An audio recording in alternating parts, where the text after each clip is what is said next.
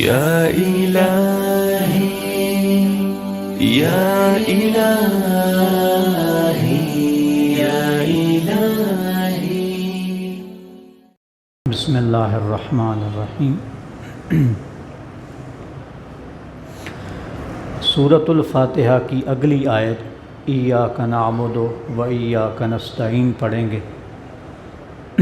اور ہمارے عقیدے کو سنوارنے کے لیے انتہائی قیمتی آیت ہے.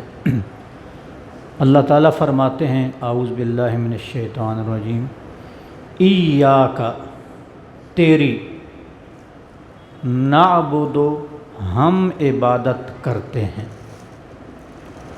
اس کا سادہ ترجمہ یہ ایاک تیری نعبد ہم عبادت کرتے ہیں.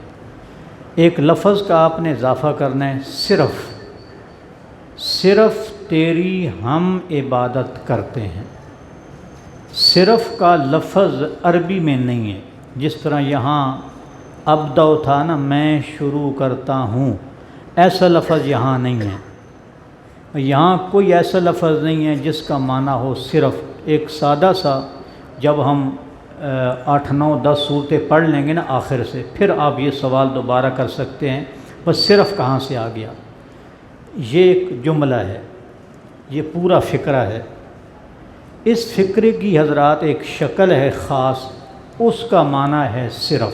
صرف کہنا ضروری ہے. اگر آپ صرف نہیں کہیں گے تو معنی ادا نہیں ہوگا.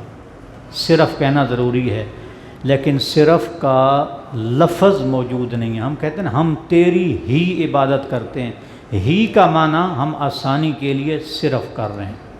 تو بہرحال ذہن میں رکھیں کہ یہاں صرف لفظ ہے. یہ نکلا کہاں سے ہے؟ اس پوری ترکیب کے اندر موجود ہے. پوری ترکیب کے اندر واو کا معنی کیا ہے جی؟ اور ایاک صرف، یہاں بھی اضافہ کرنا ہے صرف. ایاک تجھ سے، لفظ ایک ہی ہے، وہاں تیری یہاں تجھ سے، جیسے اردو میں سیٹنگ ہوتی ہے. نستعین ہم مدد طلب کرتے ہیں.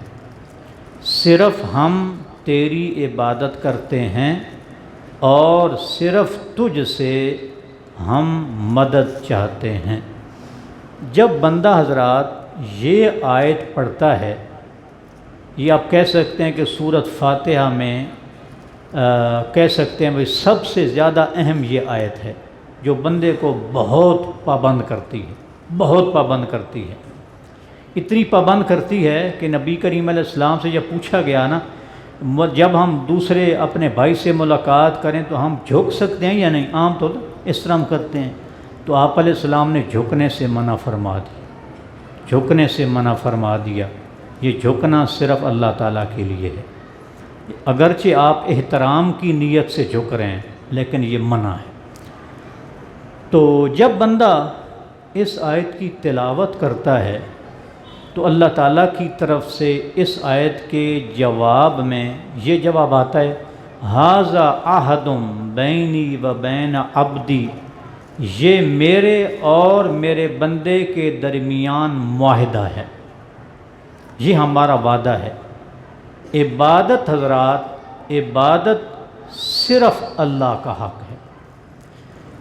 جناب عرش کو اٹھانے والے فرشتے اور جبرائیل جیسے فرشتوں سے لے کر عام فرشتے تک، ابوالآدم حضرت حوا سے لے کے سید الانبیاء محمد الرسول اللہ صلی اللہ علیہ وسلم سے لے کے عام مسلمانوں تک، جنوں میں بھی مسلمان ہیں، بڑے بڑے مسلمان جن، ادنا مسلمان جن تک، یہ سارے کیا ہیں جی حضرات؟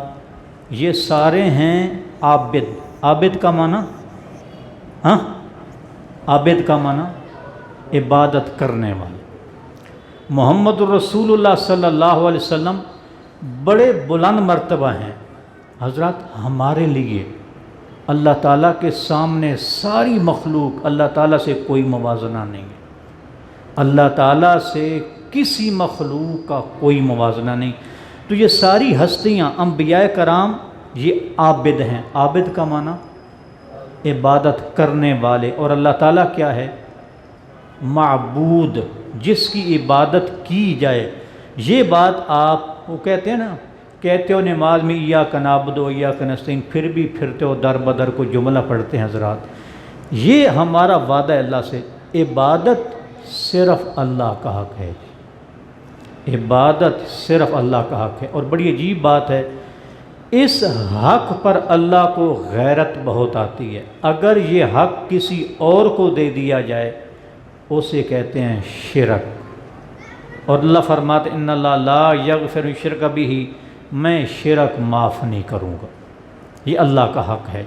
باقی بھی گناہ بڑے ہیں، کرنے نہیں چاہیے، خاص طور پہ اس لیے سے کہ اللہ معاف کر دے گا، یہ نظریہ نہیں ہونا چاہیے، معافی مانگنی چاہیے۔ لیکن یہ ایسا اللہ کا حق ہے، اگر بندہ یہ کسی اور کو دے گا تو اس کو شرک کہہ دیتے ہیں۔ شرک کی سادہ سی تعریف کیا ہے؟ جو چیز اللہ کا حق ہے وہ کسی اور کو دے دینا، جو اللہ کا نام ہے کسی اور کو دے دینا، جو اللہ کی صفت ہے کسی اور کو دے دینا۔ یہ عبادت اور شرک کا معمولی سا مطلب ہے کہ معمولی سی وضاحت ہے۔ اس میں حضرات آپ پابند ہیں۔ ایاک نعبد، یہ معنی نہیں ہے ہم تیری عبادت کرتے ہیں۔ اگر یہ معنی ہوتا تو دوسروں کی عبادت کی نفی نہیں ہوتی تھی۔ اللہ نے جملہ کیا فرمایا؟ صرف تیری عبادت کرتے ہیں ہم، اور یہ جو چیز ہے یہ عبادت کی ایک قسم ہے۔ اللہ سے مدد مانگنا یہ عبادت کی ایک قسم ہے، اور صرف تجھ سے ہم مدد کا مطالبہ کرتے ہیں یا ہم مدد مانگتے ہیں۔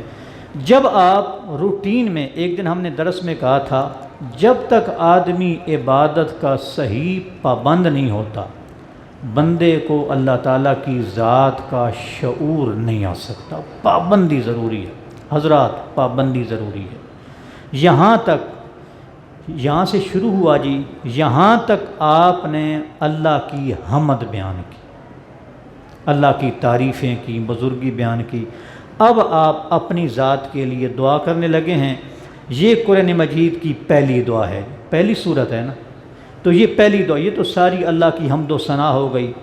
اور پہلی دعا اہدنا، ہمارے ہاں ہدایت، وہ اسی سے ہے، ہدایت دینا، رہنمائی کرنا، دکھانا۔